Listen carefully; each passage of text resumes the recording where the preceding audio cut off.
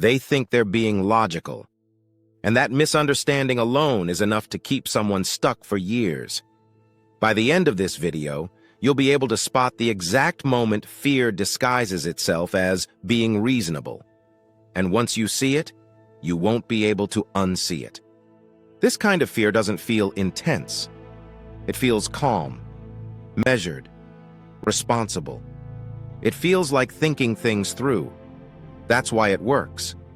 Fear usually gets blamed for panic, hesitation, or anxiety. But the fear that actually stops progress rarely looks like that. It shows up as caution, as patience, as waiting for the right time, and none of that sounds like a problem. It sounds smart. This is how it usually starts.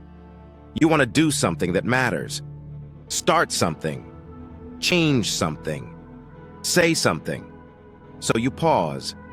Not because you're scared, but because you want to be sure. You tell yourself you're just being careful. You want more clarity, more information, more certainty. And that sounds reasonable. But here's the uncomfortable part most people don't notice. Real logic usually leads somewhere. Fear doesn't. Fear explains. It gives reasons. It creates conditions. It says things like, I just need to think about this more. I'll do it when I'm more prepared. This isn't the right moment. And every one of those sentences sounds logical. That's the trick. Fear knows it can't stop you by telling you to quit. So instead, it tells you to wait. And waiting feels harmless. In fact, waiting feels mature. But while you're waiting, something subtle happens. Nothing changes. And when nothing changes, fear gets reinforced. Because nothing bad happened. You stayed safe. You stayed comfortable. And comfort starts to feel like proof you made the right choice. This is why smart people get stuck longer. They don't ignore fear. They negotiate with it. They analyze it. They try to outthink it. And fear loves that. Because thinking feels productive without being risky. Action, on the other hand, creates exposure. Exposure creates judgment. Judgment creates feedback, and feedback can hurt. So fear reframes hesitation as wisdom. It convinces you that delaying is responsible, that waiting is strategic, that caution equals intelligence. But here's where the story quietly turns. Real logic doesn't wait for certainty. It works with incomplete information. It acknowledges risk and still decides. Fear waits for conditions that never arrive. Because certainty would remove fear's job.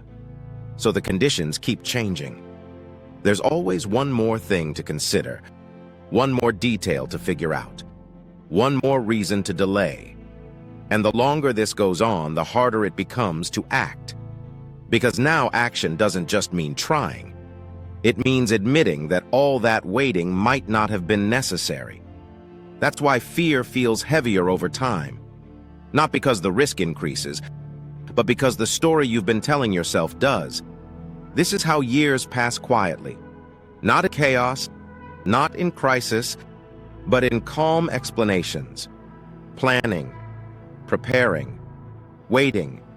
Here's a simple way to tell whether it's logic or fear. Ask yourself this question.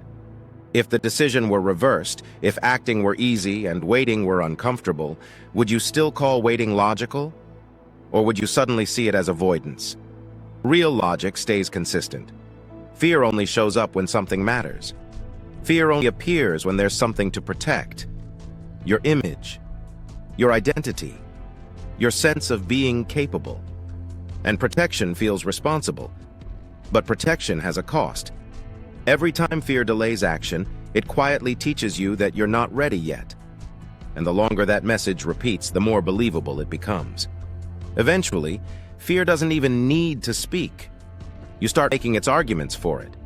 You call hesitation being realistic. You call delay being smart. And without realizing it, fear becomes your decision maker. Not because you're weak, but because you're thoughtful. And that's what makes this pattern so hard to catch. Fear doesn't stop you by saying no. It stops you by saying not yet. In the next video, we'll talk about the ego reaction that feels like self-respect. The one that sounds strong, but quietly blocks progress. Once you notice it, you'll start seeing it everywhere.